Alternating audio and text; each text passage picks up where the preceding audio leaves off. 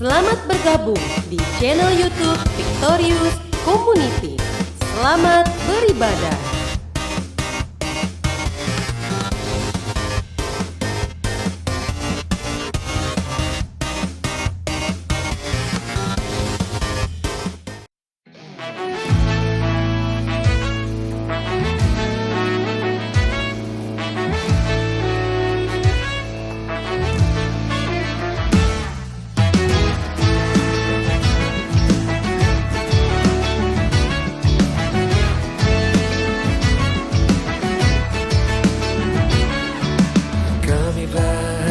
Ketika dikatakan mari pergi ke rumah Tuhan, kami berdiri di sini satu irama memuji Engkau. We are so happy, so happy. Kami bernyanyi lagu riang gembira. We are so happy, so happy. Oh, oh, oh. Sungguh kami cinta rumah kediaman-Mu, oh Tuhan. Shake.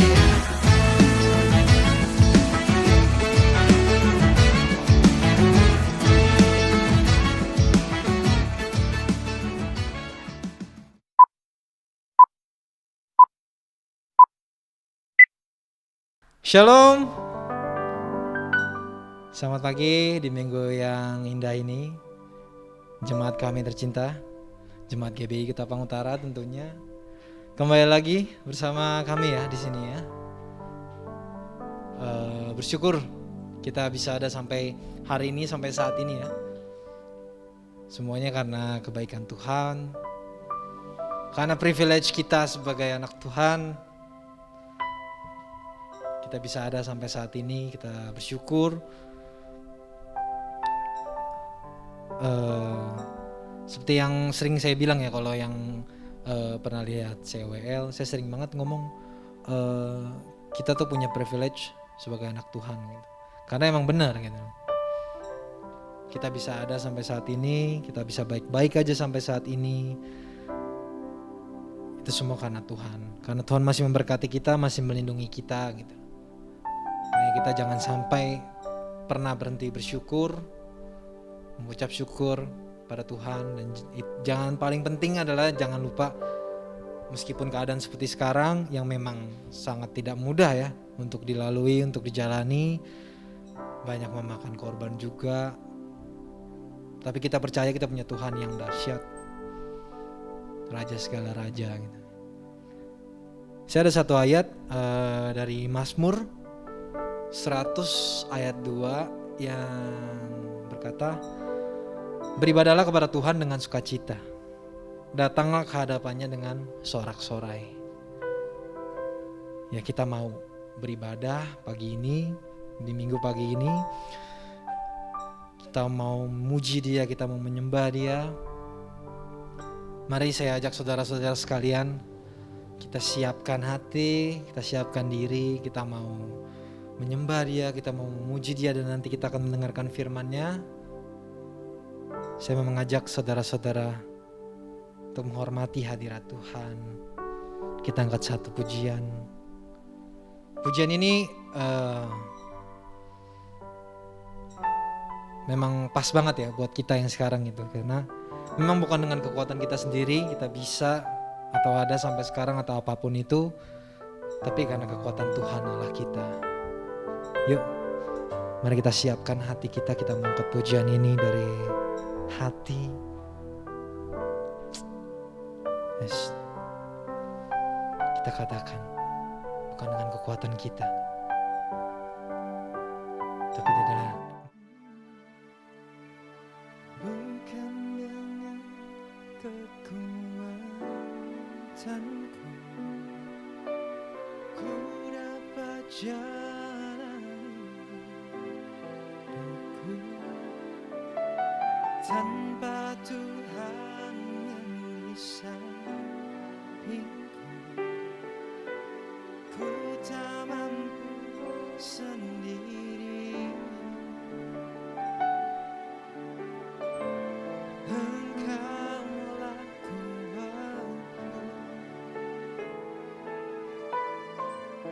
yang menopangku. Kita katakan, Ku pandang wajahmu dan berseru,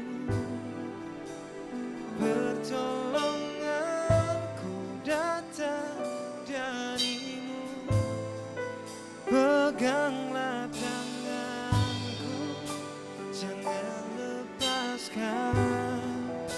Kaulah harapan dalam hidupku.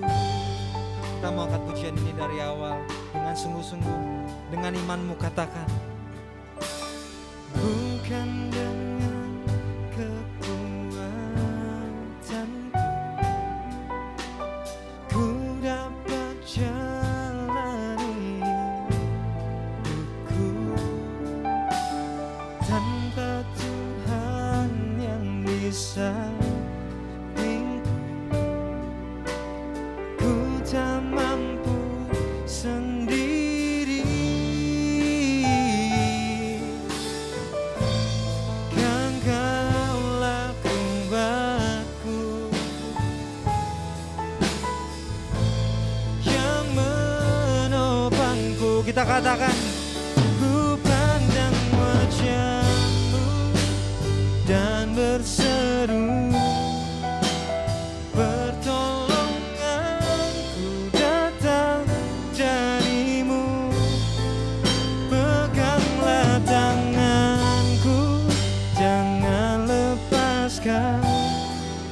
Kaulah harapan dalam hidupku. Oh, ku pandang wajahmu dan berseru, pertolongan datang darimu. Peganglah tanganku, jangan lepaskan. Kaulah harapan dalam hidupku. Yuk kita mau sembah Dia. Oh, hanya Engkau Tuhan, yang layak kami tinggikan, yang layak kami sembah.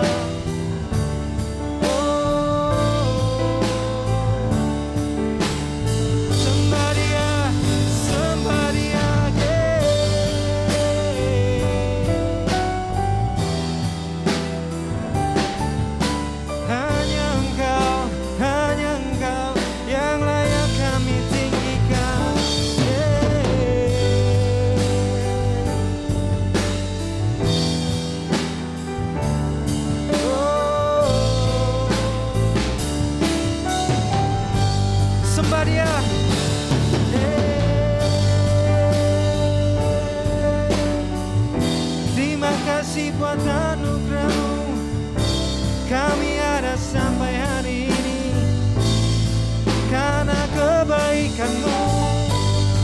Terima kasih Tuhan.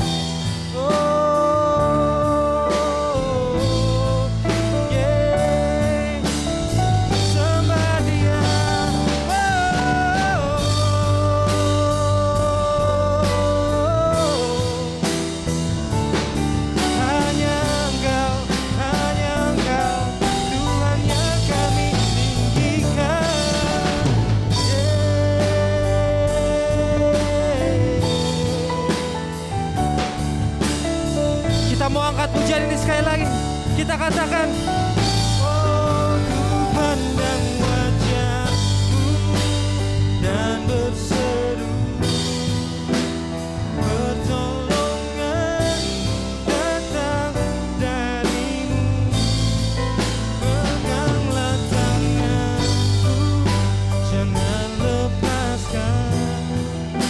Kaulah harapan dalam. Kita katakan sekali lagi, oh, ku pandang wajahmu dan berseru, pertolongan datang darimu.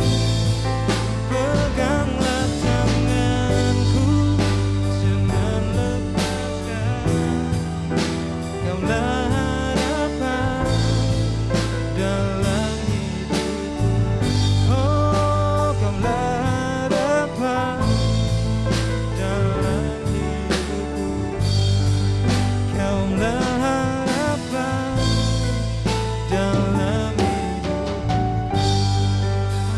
Beri kemuliaan buat Tuhan, yes. Beri kemuliaan buat Dia. Karena hanya Dia, hanya namanya yang dapat kami tinggikan. Yes. Tuhan, pada pagi hari ini kami ingin memulai ibadah kami, Tuhan. Kami sudah menyembah-Mu, kami sudah memuji-Mu ya Tuhan.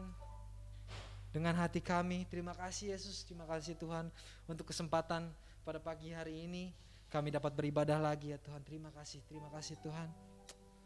Kau berkati ibadah kami, meskipun secara online, tidak onsite, tapi kami percaya hadirat-Mu turun, kuasa-Mu turun atas kami ya Tuhan. Terima kasih Tuhan Yesus. Kami ingin memuji Engkau lebih lagi, kami ingin menyiapkan hati untuk mendengarkan firman Tuhan. Dalam nama Tuhan Yesus, kami sudah berdoa dan mengucap syukur, haleluya. Amin. Masih semangat ya? Masih semangat, kita mau memuji Tuhan lebih lagi. Kita mau angkat pujian ini sama-sama. Jangan malu, siapa tahu lagi rame-rame ibadah di rumah, kita berdiri boleh, kita mau joget-joget boleh, bebas. Yang penting segenap hati kita memuji dan menyembah nama Dia. Yuk!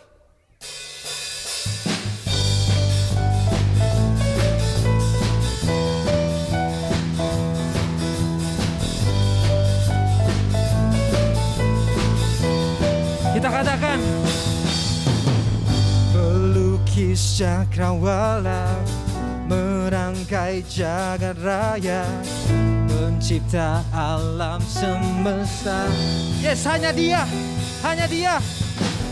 pemilik kehidupan yang sanggup menyelamatkan. Dialah jalan kebenaran. Kita katakan dengan iman, oh, kami rindukan kuasa lawatan-Mu, kebangkitan pasti terjadi. Yeah. Oh, oh, oh, datanglah dan bertata, kuat dan berkuasa, saat hati bersatu, menaikkan pujian. Belenggu dipatahkan, mujizat dinyatakan. Dengan lantang kita katakan, yeah. Great is our God, yo.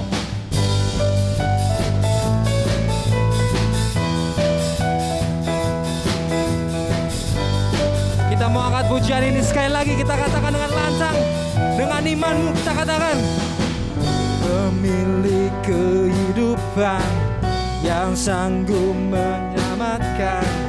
Dialah jalan kebenaran. Kami rindukan kuasa lawatan-Mu, kebangkitan pasti terjadi. Oh, oh, oh, datanglah dan bertata, kuat dan berkuasa, saat hati bersatu, menaikkan pujian.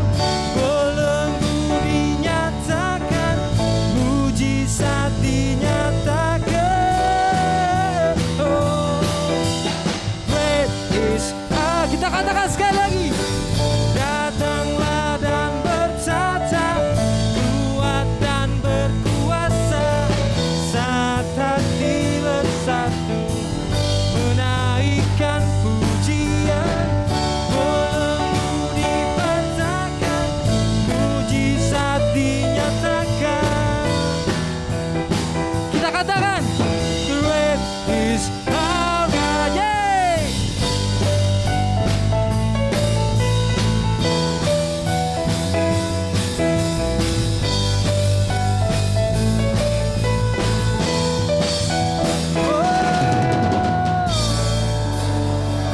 Beri kemuliaan buat Tuhan, beri sorak-sorai buat Dia, yeay.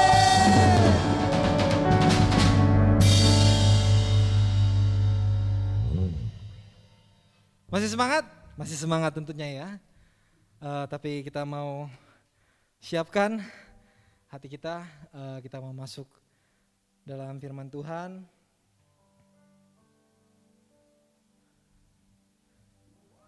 Kita mau katakan kalau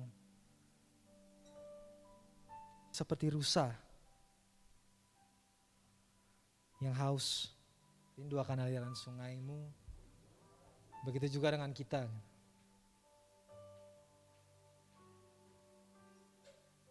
Kita mau jadi pribadi yang lebih baik, yang dapat mengenal Tuhan. Kita mau angkat pujian ini. Seperti rusa yang haus, rindu aliran sungaimu.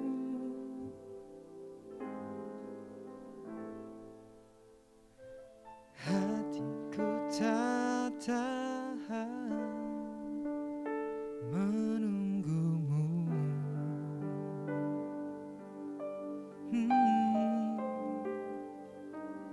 Bagai pada kesan menanti datangnya hujan.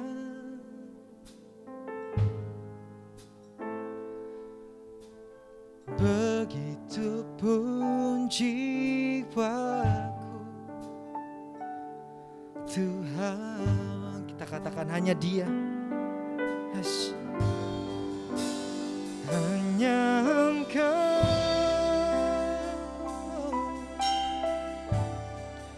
pribadi yang mengenal hatiku.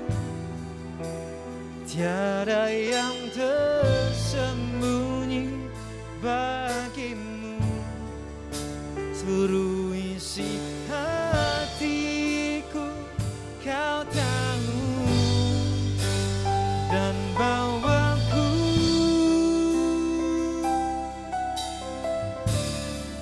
untuk lebih dekat lagi padamu. Tinggal dalam indahnya dekapan. Kita mau katakan lagu ini sekali lagi.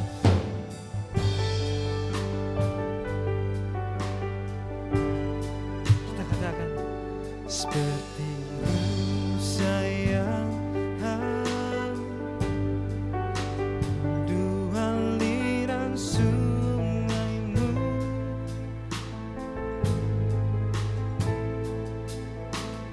Hatiku tak tahan menunggu. Oh, bagai pada gersang menanti datangnya hujan. Begitupun jiwaku, Tuhan. Kita mau katakan hanya Dia. Hanya Engkau,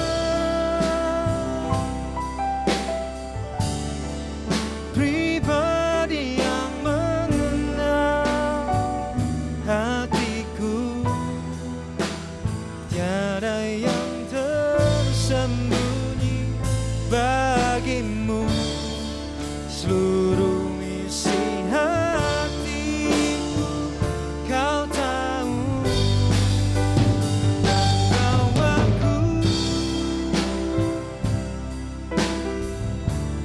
untuk lebih dekat lagi padamu. Tinggal dalam indahnya dekapan kasih-Mu. Kita menyanyikan pujian ini lebih lagi. Kita katakan hanya Engkau,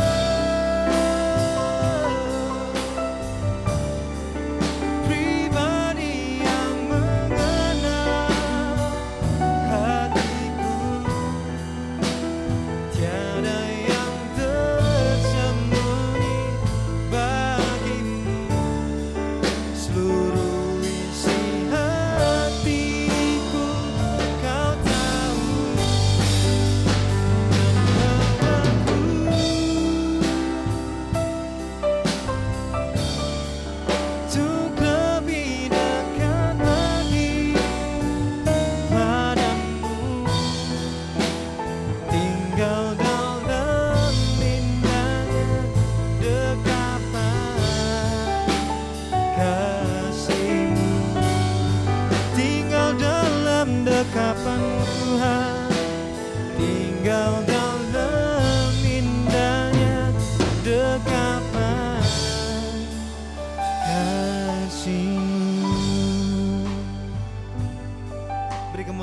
dia. Karena dia baik. Karena dia sangat baik. Yes.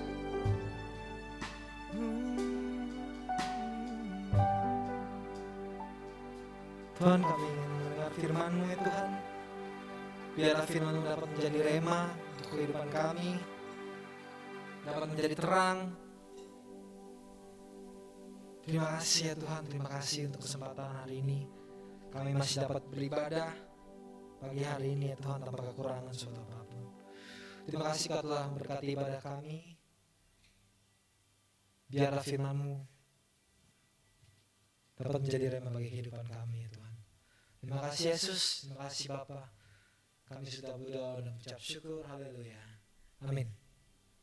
Shalom Bapak Ibu Saudara, selamat pagi. Senang bisa berjumpa dengan Bapak Ibu Saudara dalam ibadah online kita pagi hari ini. Dan saya berterima kasih buat kepercayaan yang diberikan. Pagi ini saya masih boleh menyampaikan firman Tuhan buat Bapak Ibu Saudara. Mari sebelum kita mendengarkan firman Tuhan, kita berdoa terlebih dahulu. Bapa di surga, kami bersyukur pagi ini buat kesempatan yang Tuhan berikan buat kami dalam ibadah online. Sekalipun ibadahnya secara online, namun kami percaya kuasa Tuhan hadir bersama-sama dengan kami. Tuhan hadir bersama-sama dengan kami. Itu sebabnya Tuhan, biarlah pada pagi hari ini lewat firman Tuhan yang boleh disampaikan, kami kembali boleh diajar, diingatkan, diperlengkapi, untuk kami semakin hidup di dalam kebenaran Tuhan. Tuhan memakai hamba-Mu untuk boleh menjadi alat Tuhan pagi ini menyampaikan firman buat sidang jemaat-Mu di tempat ini. Terima kasih Bapa, dalam nama Yesus kami berdoa. Haleluya. Amin. Ya, Bapak Ibu Saudara, kita masih dalam tema besar kita yaitu mengapa. Dan ayat yang diambil masih dari Matius pasal yang ke-7, mulai dari ayat yang ke-21.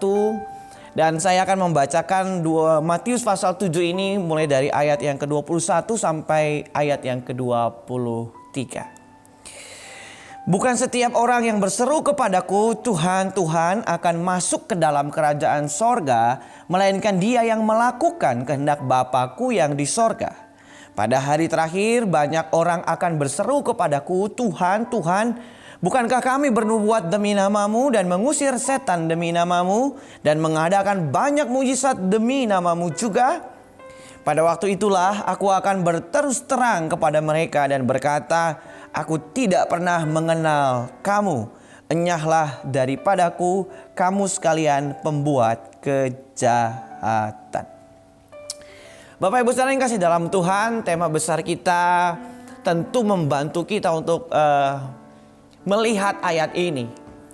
Seperti tema itu berkata mengapa, dan saya yakin ini adalah pertanyaan kita bersama. Kalau kita lihat ayatnya tadi Bapak Ibu Saudara, bunyi dari teks ini, kita menemukan bahwa ada orang-orang yang ditolak Tuhan, diusir Tuhan.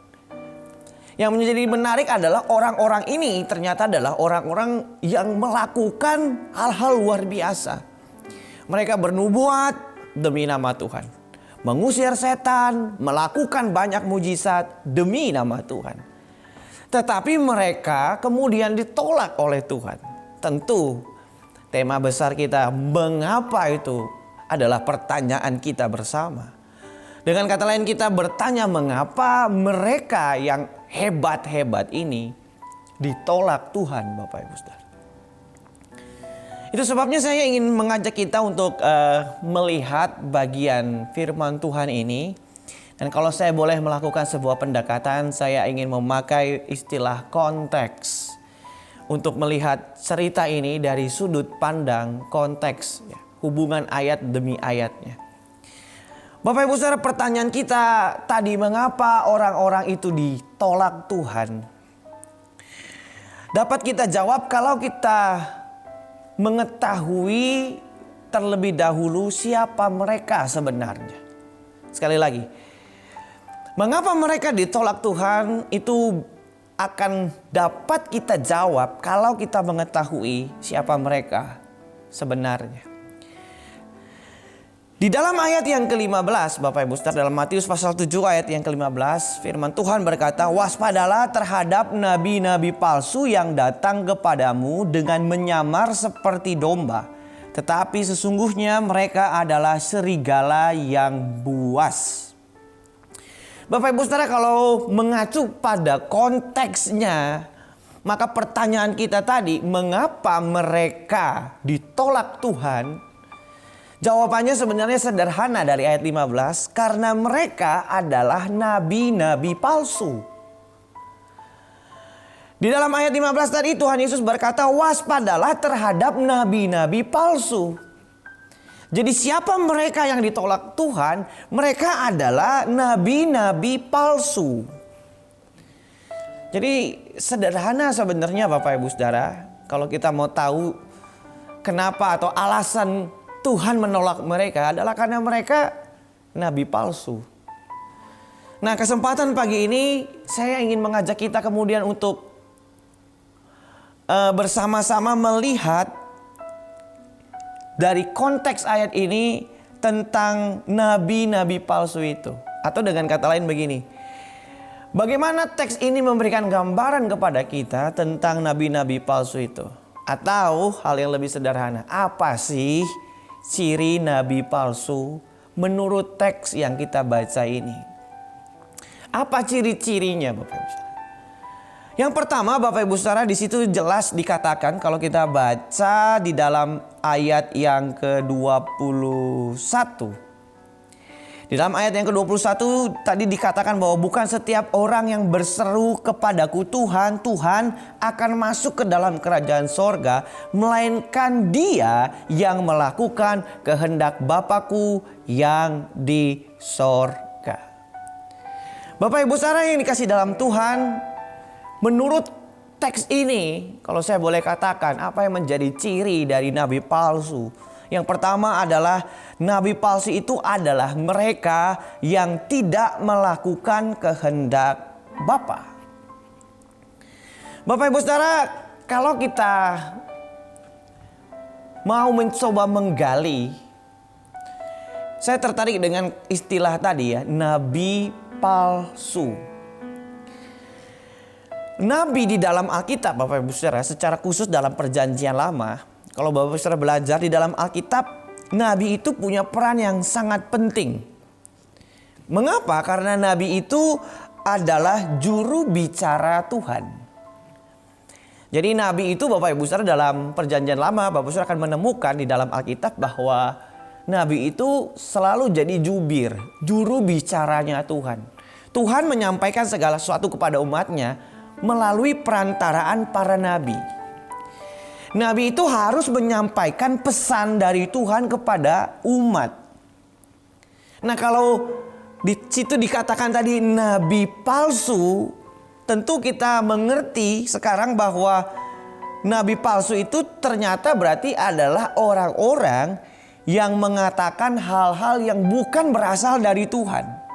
Kalau nabi adalah orang-orang yang menjadi juru bicaranya Tuhan, dia harus menyampaikan apa yang Tuhan katakan. Maka kalau nabi palsu berarti dia menyampaikan apa yang bukan Tuhan katakan. Jadi jelas waktu Tuhan berkata dia tidak melakukan kehendak Bapakku karena dia nabi palsu. Dia tidak melakukan atau dia tidak melakukan apa yang Allah perintahkan. Dan yang menarik Bapak Saudara, kata palsu di dalam teks ini ya menggunakan bahasa Yunaninya itu adalah pseudo-prophetes. Yang di dalam sebuah kamus, saya memakai kamus Thayer Greek Dictionary, ini kamus dalam bahasa Yunani. Yang diartikan begini Bapak Ibu Saudara, seseorang yang menyampaikan kebohongan atas nama Tuhan. Jadi jelas Bapak Ibu Saudara, mereka ditolak karena mereka menyampaikan sesuatu yang bukan berasal dari Tuhan. Mereka menyampaikan sesuatu yang bukan berasal dari Tuhan, tapi mengatasnamakan Tuhan. Ya. Mungkin bahasa sederhananya nyatut nama Tuhan. Nah begitu kira-kira. Dan hal ini adalah sesuatu yang terjadi di tengah-tengah umat Allah Bapak Ibu Saudara. Baik di dalam Perjanjian Lama maupun dalam Perjanjian Baru. Saya ingin membacakan buat kita dalam Yeremia pasal 29 ayat 8 dan 9. Yeremia 29 ayat 8 dan 9. Firman Tuhan berkata begini. Sungguh beginilah firman Tuhan semesta alam, Allah Israel. Janganlah kamu diperdayakan oleh nabi-nabimu yang ada di tengah-tengahmu dan oleh juru-juru tenungmu, dan janganlah kamu mendengarkan mimpi-mimpi yang mereka mimpikan. Ayat 9. Sebab mereka bernubuat palsu kepadamu demi namaku. Aku tidak mengutus mereka. Demikianlah firman Tuhan. Jadi Bapak Ibu Saudara, di dalam perjanjian lama umat Allah pun pernah berhadapan dengan nabi-nabi palsu. Yang secara khusus dalam konteks pembacaan kita di kitab Yeremia tadi, Yeremia juga berhadapan dengan nabi-nabi palsu. Kalau Yeremia menyampaikan firman yang berasal dari Allah, tetapi nabi-nabi palsu tidak menyampaikan firman yang berasal dari Allah. Bahkan Tuhan mengatakan tadi ya, aku tidak mengutus mereka. Di dalam perjanjian baru Bapak Ibu Saudara, di dalam 2 Petrus pasal yang kedua, 2 Petrus pasal yang kedua ayat 1 sampai 3. Bapak Ibu Saudara perhatikan ayat-ayat ini yang menjadi ciri-ciri dari nabi palsu tadi. Sebagaimana nabi-nabi palsu dahulu tampil di tengah-tengah umat Allah, demikian pula di antara kamu ada guru-guru palsu. Mereka akan memasukkan pengajaran-pengajaran sesat yang membinasakan. Bahkan mereka akan menyangkal penguasa yang telah menebus mereka. Dan dengan jalan demikian segera mendatangkan kebinasaan atas diri mereka. Banyak orang akan mengikuti cara hidup mereka yang dikuasai hawa nafsu. Dan karena mereka jalan kebenaran akan dihujat. Dan karena serakahnya guru-guru palsu itu akan berusaha mencari untung dari kamu dengan cerita-cerita isapan jempol mereka. Tetapi untuk perbuatan mereka itu hukuman telah lama tersedia dan kebinasaan tidak akan tertunda. Bapak Ibu Saudara, seperti yang Petrus tadi katakan bahwa seperti halnya nabi palsu ada di zaman dahulu, di antara kamu juga hadir guru-guru palsu, kata Petrus. Jadi di era perjanjian baru pun, di era-era para murid, di zamannya Petrus, guru-guru palsu pun hadir. Dan mereka kurang lebih sama Bapak Ibu Saudara. Justru Petrus mengatakan hal yang lebih spesifik ya. Mereka mencari untung dari jemaat. Tentu ini merupakan satu hal yang mengerikan Bapak Ibu Saudara. Itu sebabnya jelas kalau ditanya kenapa mereka ditolak Tuhan. Karena mereka palsu. Makanya Bapak Ibu Saudara, Rasul Paulus pernah menasihatkan jemaat di Efesus. Di dalam Efesus 4 ayat 13, mulai dari ayat 13 maksud saya sampai ayat yang ke-15. Efesus 4 mulai dari ayat 13 sampai ayat 15. Firman Tuhan berkata begini. Sampai kita semua telah mencapai kesatuan iman dan pengetahuan yang benar tentang anak Allah, kedewasaan penuh dan tingkat pertumbuhan yang sesuai dengan kepenuhan Kristus. Sehingga kita bukan lagi anak-anak yang diombang-ambingkan oleh rupa-rupa angin pengajaran, oleh permainan palsu manusia dalam kelicikan mereka yang menyesatkan. Tetapi dengan teguh berpegang kepada kebenaran di dalam kasih, kita bertumbuh di dalam segala hal ke arah Dia, Kristus yang adalah kepala. Nasihat Paulus Bapak Ibu Saudara sangat jelas mengatakan juga kepada kita bahwa hati-hati dengan pengajaran-pengajaran palsu yang menyesatkan. Maka pertanyaannya buat kita pagi ini, apa sih aplikasinya dalam kehidupan kita? Apa aplikasinya? Bapak Ibu Saudara, minimal ada dua hal dari poin pertama ini.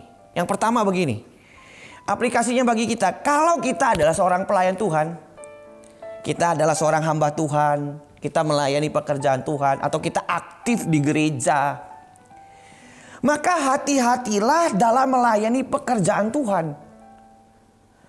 Jangan melakukan apa yang Tuhan tidak perintahkan. Apalagi yang berbahaya, pakai nama Tuhan untuk kepentingan diri sendiri. Sekali lagi ya Bapak Ibu Saudara, kalau kita mau aplikasikan dalam kehidupan kita hari ini, kalau kita adalah seorang pelayan Tuhan, secara khusus saya sebagai hamba Tuhan, maka ini merefleksikan juga kepada diri saya. Kalau saya khotbah, kalau saya menyampaikan sesuatu, kalau saya melakukan pekerjaan Tuhan, apakah saya melakukannya dengan baik dan benar? Sehingga saya tidak menipu Bapak Ibu Saudara. Sehingga saya tidak melakukannya untuk kepentingan diri sendiri. Apalagi pakai nama Tuhan. Apalagi catut nama Tuhan di dalamnya. Wah, ini mengerikan. Ini merupakan satu hal yang harus jadi cerminan buat kita sebagai para pelayan Tuhan. Hati-hati dalam melayani pekerjaan Tuhan. Jangan sembarangan melayani pekerjaan Tuhan. Apalagi bawa-bawa nama Tuhan di dalamnya. Sebab kalau kita melakukan sesuatu yang Tuhan tidak perintahkan, hati-hati, kita palsu Bapak Ibu Saudara. Lalu yang kedua, kalau kita adalah jemaat Tuhan, Bapak Ibu Saudara adalah jemaat Tuhan, maka Bapak Ibu Saudara berhati-hati supaya Bapak Ibu Saudara tidak terperdaya, tidak mudah diperdaya, maksud saya begitu, oleh kefasihan berbicara, oleh ajaran-ajaran yang tidak benar beredar Bapak Ibu Saudara. Maka mau tidak mau Bapak Ibu Saudara, kalau sampai pada poin itu, Bapak Ibu Saudara harus bertumbuh menjadi orang Kristen yang dewasa. Sama tadi Paulus bilang, kita harus bertumbuh menuju kedewasaan penuh supaya kita tidak terombang-ambing. Tidak mau Bapak Ibu Saudara terombang-ambing ya Bapak Ibu Saudara. Hari ini kita harus semakin bertumbuh di dalam pengenalan akan Tuhan. Supaya kita tidak mudah tertipu. Supaya kita bisa membedakan Bapak Ibu Saudara. Mana ajaran firman Tuhan yang membawa Bapak Ibu Saudara untuk semakin mengenal Tuhan. Mengajarkan hidup di dalam kebenaran. Atau yang hanya membawa Bapak Ibu Saudara untuk menyenangkan telinga saja. Paulus tadi menasihatkan supaya kita tidak diombang-ambingkan dengan pengajaran palsu yang menyesatkan. Jadi kita bisa melihatnya dari dua sisi ya. Kalau sebagai pelayan Tuhan, lakukanlah dengan benar. Apalagi jangan nyatut nama Tuhan sembarangan.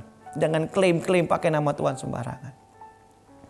Kalau Tuhan gak ngomong, jangan bicara. Kalau Tuhan gak suruh, jangan lakukan.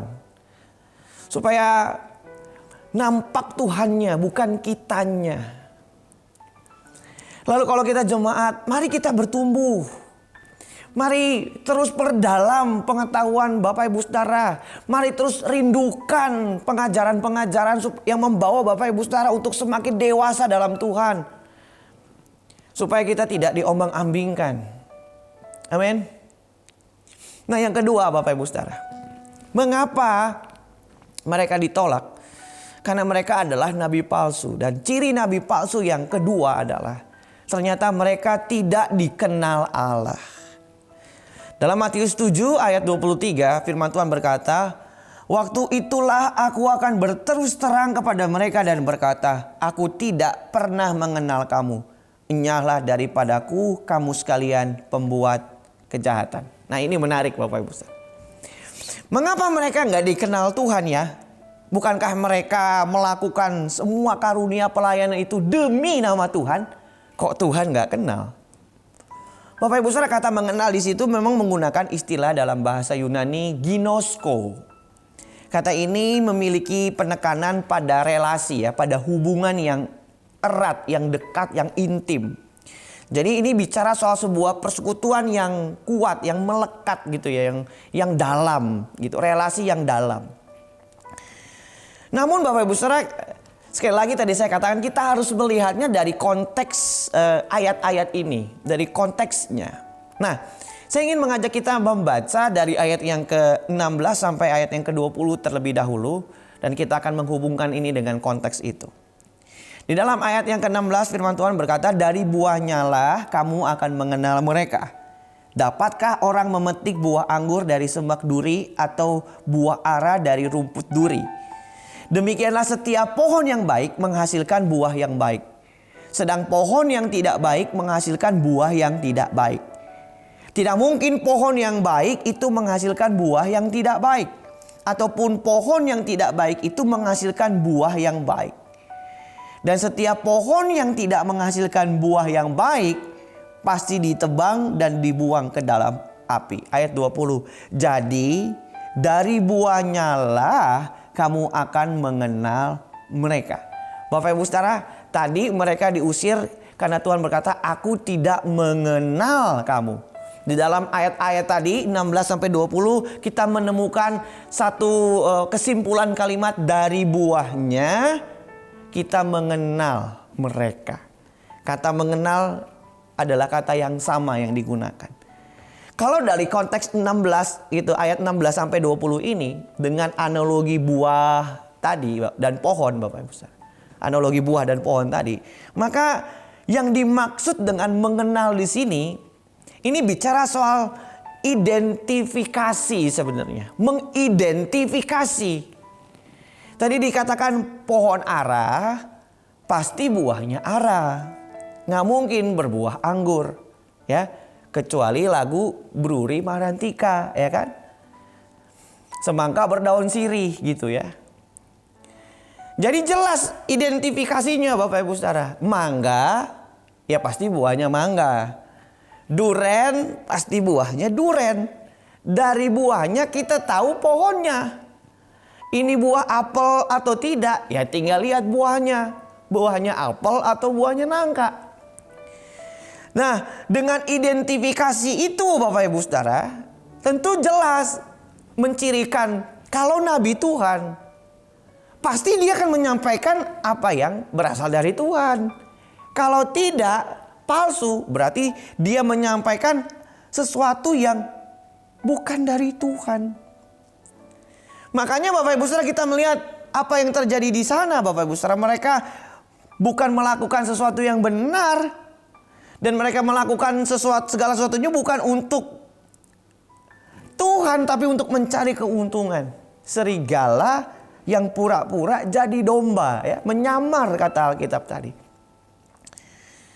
Nah, tentu bicara soal identifikasi Bapak Ibu Saudara, mengenal dengan identifikasi itu jelas tampak mana yang asli, mana yang palsu. Tentu Bapak Ibu Saudara, kita seringkali juga hampir tertipu dengan barang tiruan, ya, benar kan? Karena yang palsu itu mirip yang asli, benar nggak? Kalau Bapak Ibu Saudara mau tahu yang palsu, harus kenal yang asli, gitu ya kira-kira, untuk bisa mengidentifikasi. Nah, bagaimana aplikasinya kemudian dengan kehidupan kita?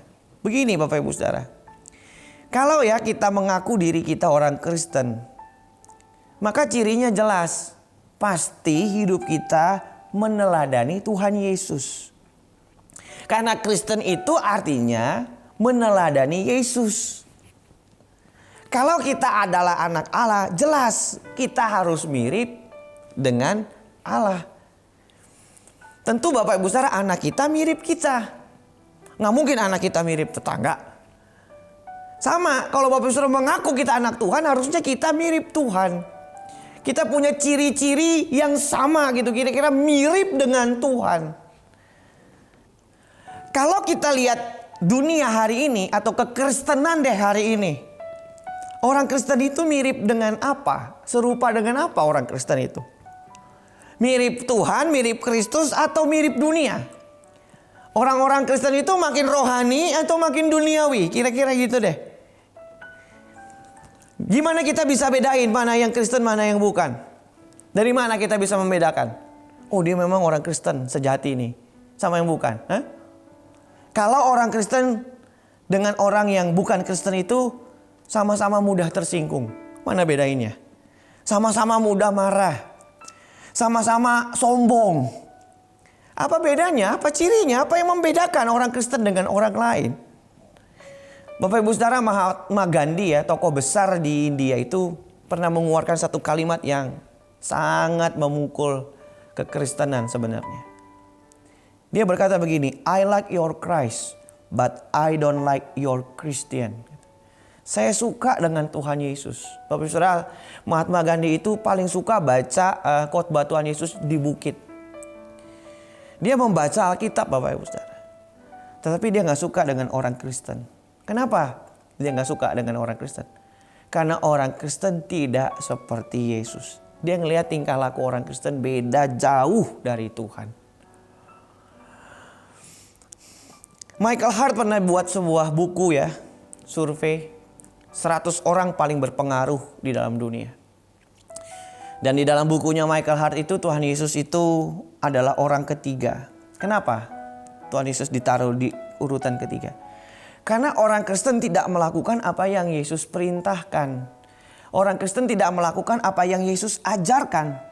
Terutama dia garis bawahi. Dalam hal ini Bapak Saudara, ditampar pipi kiri, kasih pipi kanan. Faktanya yang dilihat orang Kristen gak usah ditampar pipi kiri, udah main tangan. Nah tuh, keluar dah tuh semua jurusnya ya. Shaolin Pai, Butong Pai, semua keluar. Coba bisa bayangkan identifikasi kekristenan kita. Gimana mulutnya orang Kristen? Apa yang keluar dari mulut kita? Waktu kita marah nih Bapak Ibu Saudara, apa yang keluar dari mulut kita? Kata apa? Shalom. Atau kebun binatang, apa yang keluar? Suka gosip enggak? Suka jelekin orang enggak? Sederhana Bapak Ibu Saudara, sebenarnya simple. Identifikasinya simple Bapak Ibu Saudara. Maka mari jangan sampai Bapak Ibu Saudara Tuhan gak kenal kita sebagai anaknya karena kita gak mirip dia. Sama seperti nabi-nabi palsu tadi. Tidak mencirikan Bapak Ibu Saudara nabi yang sejati. Makanya Tuhan bilang aku gak kenal kamu. Karena jelas pohon itu dikenal dari buahnya. Kristus itu dikenal lewat hidup kita. Dalam hidup sehari-hari. Itu yang kedua Bapak Ibu Saudara. Yang ketiga, mengapa mereka ditolak? Karena mereka adalah nabi palsu.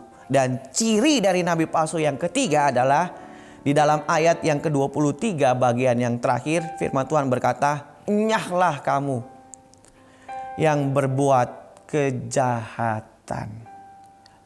Bapak Ibu Saudara, ciri yang ketiga dari nabi palsu adalah karena mereka melakukan kejahatan. Mari kita melihat Bapak Ibu Saudara, apa sih yang dimaksud kejahatan di sini? Apa yang dikategorikan jahat sebenarnya di sini? Apa yang dimaksud dengan kejahatan? Bapak Ibu Saudara, kita kembali ke ayat 15. Di dalam ayat yang ke-15, di situ dikatakan gini, "Waspadalah terhadap nabi-nabi palsu yang datang kepadamu dengan menyamar seperti domba. Tetapi sesungguhnya mereka adalah serigala yang buas." Yang menarik bagi kita adalah kata menyamar. Mereka hidup dalam penyamaran. Ya. Ternyata penyamaran itu adalah apa yang tampak dan apa yang ada di dalam berbeda. Mereka hidup pakai topeng atau munafik. Lain di dalam, lain di luar. Mereka serigala tapi pura-pura jadi domba. Nah Bapak Ibu Saudara, ciri ini justru juga berbahaya Bapak Ibu Saudara. Sangat berbahaya bahkan. Kenapa? Karena ternyata banyak orang atau beberapa orang hari ini hidupnya dalam penyamaran. Mereka pakai topeng. Atau Bapak Ibu Saudara, mereka menyembunyikan banyak dosa di dalam diri mereka. Dari luar sih kelihatan bagus Bapak Ibu Saudara. Makanya Bapak Ibu Saudara, kita gak bisa menilai orang hanya dari luarnya. Manusia yang sesungguhnya itu bukan yang tampak loh. Manusia yang sebenarnya itu yang ada di dalam Bapak Ibu Saudara. Ya, sama-sama bilang di dalam, di dalam. Andres yang sesungguhnya itu di dalam nih. Bukan yang tampak. Kalau yang tampak ini kita bisa poles. Kita bisa dandani. Kita bisa permak gitu. Kita bisa tutupi Bapak Ibu Saudara. Kelemahan kita tutupi. Tapi bicara soal di dalam, siapa yang tahu? Siapa yang tahu yang ada di dalam? Itu sebabnya Bapak Ibu Saudara, kejahatan di sini bicara soal sesuatu yang selalu disembunyikan. Mereka bicara soal penyamaran orang-orang yang masih hidup pakai topeng, menutupi dosa-dosa atau masih hidup dalam dosa, menyembunyikan dosa. Bapak Ibu Saudara, mungkin suami tidak tahu, atau mungkin istri tidak tahu, orang tua tidak tahu, anak tidak tahu, bapak gembala tidak tahu, bos di kantor tidak tahu. Kalau kita bos, karyawan tidak kenal, nggak tahu apa yang kita lakukan. Tapi saya mau kasih tahu Bapak Ibu Saudara, Tuhan tahu loh.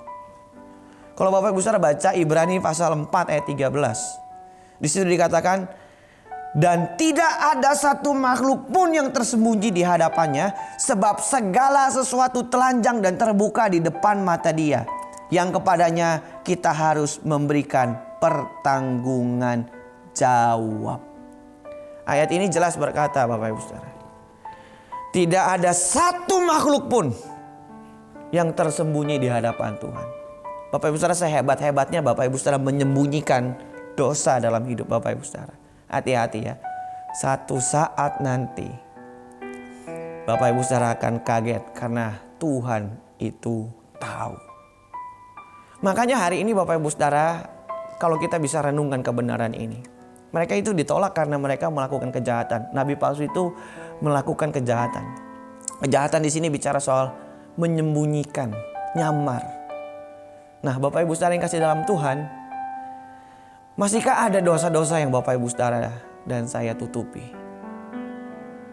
Kalau Bapak Ibu Saudara hal itu masih ada, maka firman Tuhan pagi ini ingatkan kita. Mari lepaskan, mari selesaikan, berhenti, kembali kepada Tuhan. Jangan hidup dalam penyamaran Bapak Ibu Saudara. Jangan hidup dalam kemunafikan, jangan pakai topeng, jangan berpura-pura lagi. Kalau di depan orang mungkin kita bisa bersandiwara, tapi jangan di depan Tuhan. Hati-hati di depan Tuhan. Karena Alkitab tadi berkata, di mata Tuhan tidak ada yang tersembunyi. Dan satu saat nanti Bapak Ibu Saudara dan saya akan mempertanggungjawabkan hidup sama Tuhan. Mari Bapak Ibu Saudara, lewat kebenaran ini kita belajar dan kita mau memperbaiki hidup. Kita bersama-sama Bapak Ibu Saudara dan saya pun sebagai hamba Tuhan juga masih terus diproses dan belajar untuk menghidupi kebenaran Tuhan. Mari pagi ini saya mengajak kita bersama-sama untuk melakukan kebenaran-kebenaran Tuhan.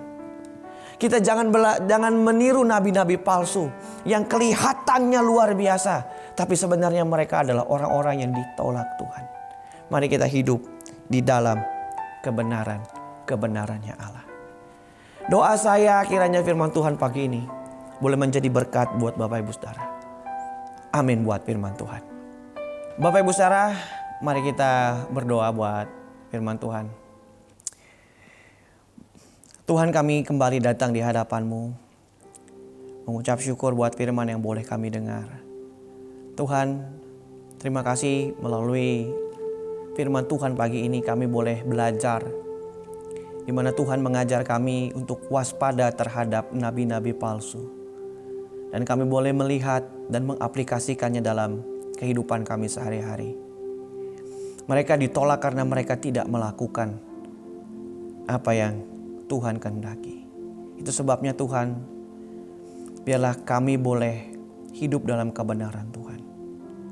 Kami yang adalah para pelayan Tuhan, ketika kami melayani pekerjaan Tuhan, biarlah kami melakukannya dengan baik dan benar.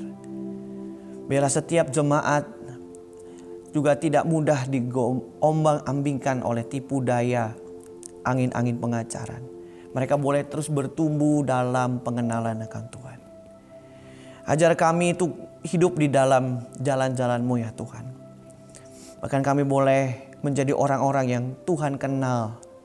Kami boleh meneladani Kristus dalam hidup kami. Sehingga orang di luar sana dapat mengenal Tuhan melalui buah-buah hidup kami. Hidup kami menggambarkan Tuhan yang kami sembah. Jika selama ini kami masih belum melakukan banyak hal sesuai kebenaran firman-Mu. Biarlah dalam kesempatan yang Tuhan masih berikan, Roh Kudus ubahkan kami dan mampukan kami untuk kami boleh hidup di dalam kebenaran Tuhan. Tuhan, jika ada hal-hal yang masih kami sembunyikan, mungkin itu sesuatu dosa yang masih mengikat kami, yang masih kami tutup-tutupi. Pagi ini kami datang membawa di hadapan-Mu.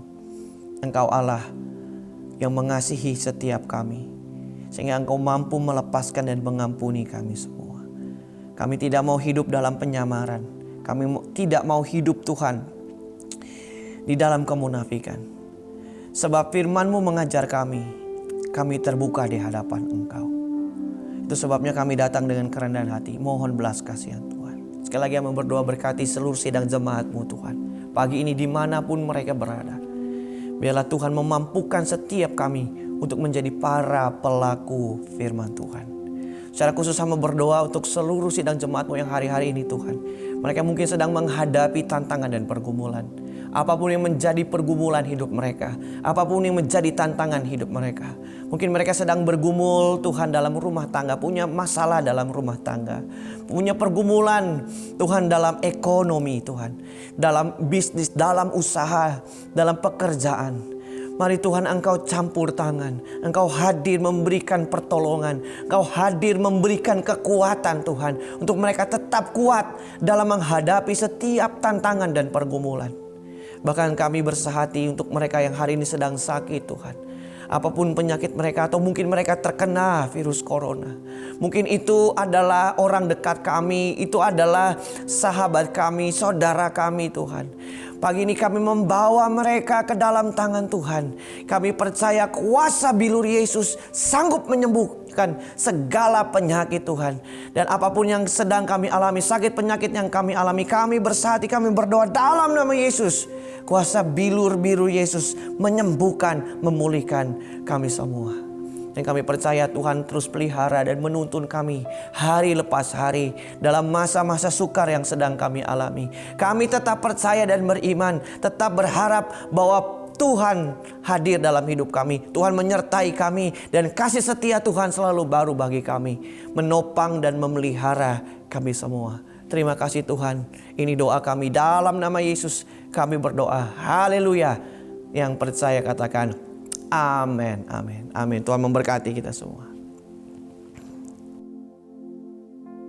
Terima kasih Bro Andres Yosua Cahyati yang sudah melayani kita pada pagi hari ini. Tuhan Yesus memberkati. Selanjutnya saya atas nama GB Ketapang Utara juga mengucapkan banyak terima kasih bagi saudara-saudara yang sudah berdonasi dalam pemberian gereja tempat ini. Tuhan Yesus memberkati. Mari saudara kita akhiri pada kita pagi hari ini. Pada akhirnya Tuhan kembali kami datang padamu, kami bersyukur Tuhan sudah memimpin ibadah ini dari awal hingga akhirnya Bapa. Biarlah semua pujian penyembahan umat-Mu boleh naik kepadamu sebagai persembahan yang harum, yang hidup dan berkenan di hadapan Tuhan. Dan juga kebenaran firman Tuhan yang sudah kami dengar pada pagi hari ini boleh menjadi pegangan dan kekuatan bagi setiap kami. Terima kasih Tuhan Yesus, terima kasih Engkau berkati pada hamba-hamba-Mu yang sudah melayani pada pagi hari ini, dan setiap umat-Mu yang sudah mengikuti ibadah ini dimanapun mereka berada. Terima kasih Tuhan Yesus, terima kasih. Kalau sebentar kami akan berpisah satu sama lain menuju aktivitas kami masing-masing. Biarlah perlindungan dari Yesus tetap melingkupi pada kami sekalian. Dijauhkan daripada tangan-tangan orang jahat, kecelakaan ataupun mara bahaya, hal-hal yang merugikan maupun yang tidak mengenakan, virus-virus maupun bibit penyakit. Engkaulah kekuatan dan perlindungan bagi setiap kami ya Bapa. Tuhan berkati setiap aktivitas umat-Mu, apapun yang dikerjakan setiap harinya, segala sesuatunya bisa berjalan dengan baik, lancar, berhasil dan beruntung. Kami juga terus berdoa buat masalah pandemi COVID-19 yang sampai sekarang ini belum selesai. Kami yakin dan percaya perlindungan dari Yesus tetap melingkupi pada kami sekalian. Kami juga terus berdoa untuk pemberian gereja tempat ini. Tuhan Yesus akan mencukupkan segala kebutuhan kami. Terima kasih Tuhan Yesus. Terpujilah akan nama Tuhan. Di dalam nama Yesus kami berdoa bersyukur pada pagi hari ini. Mari saudara kita arahkan hati kita pada Tuhan. Kita angkat kedua tangan kita tinggi-tinggi hadapan Tuhan. Kita akan terima berkat Tuhan saat ini. Tuhan memberkati engkau dan melindungi engkau. Tuhan menyinari engkau dengan wajahnya dan berikan engkau kasih karunia. Tuhan menghadapkan wajahnya kepadamu dan berikan engkau damai sejahtera. Dalam nama Yesus kami sambut berkat Tuhan pada pagi hari ini. Mari sudah berkati Tuhan sama-sama katakan amin. Selamat pagi, Tuhan Yesus memberkati.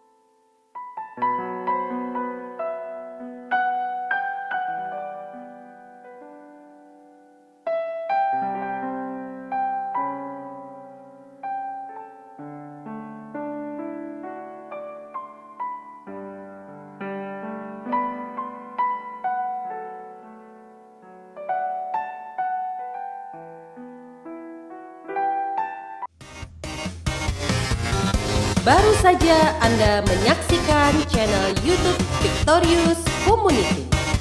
Sampai jumpa di ibadah selanjutnya. Tuhan Yesus memberkati.